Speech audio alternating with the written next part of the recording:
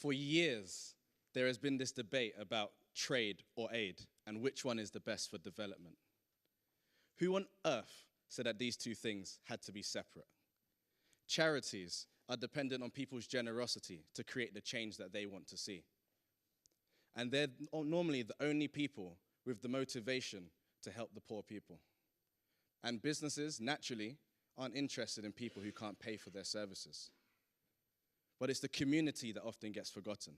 It's the community with the real stake in the change, and it's the community who is motivated to commercially improve their environment and to keep solutions available for everyone. They just often don't have the knowledge, support, or resources required to help themselves.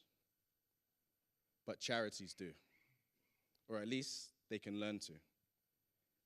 These two pieces of the puzzle need to fit together in a new way if we are to solve some of the biggest challenges facing our world. This is the question that we and previous generations have spent 6 years piloting ideas in 3 different countries trying to find the answer to. And here is what we found.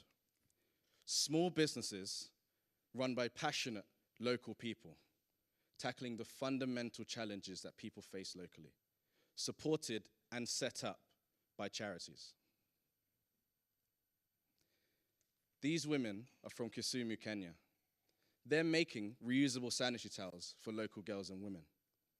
They also deliver free menstrual health education to everyone in the community, including men and boys.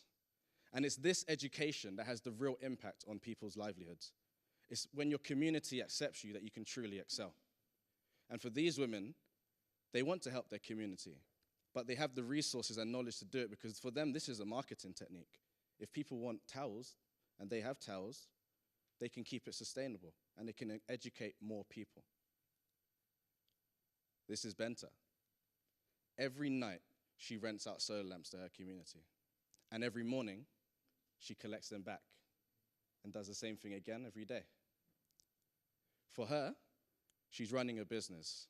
But for her community, they no longer have to use kerosene and paraffin, jet fuel that even the airline industry is moving away from because it's so toxic, and that's 30,000 feet up. And people are using this in their homes. This business has transformed her livelihood. She's been able to send her brother back to school, something she couldn't have done before. And because of the low hours of work, for her it's a part-time job, so she can continue earning other income. These men, laughing and smiling by the toilet, they can do that because it doesn't smell. That's not a normal pit latrine. That's one of our Roots toilets, an eco-sand style toilet. And it allows the entrepreneurs to collect the toilet resources and turn it into fertilizer. They can sell these toilet resources to their local community so they can improve their agricultural output. And the income from that allows them to build more toilets, put in more money towards some of these global challenges by including the community themselves. Using these 3 models, we aim to revolutionize the way aid is provided. So we franchise these models to charities so they can go to any community in the world that they work in that has a need for one of these businesses and set them up with our support, bringing the business angle that they may lack. We're starting this journey of ours this Friday when we're flying out to Uganda for a month to train 3 charities on all of these models.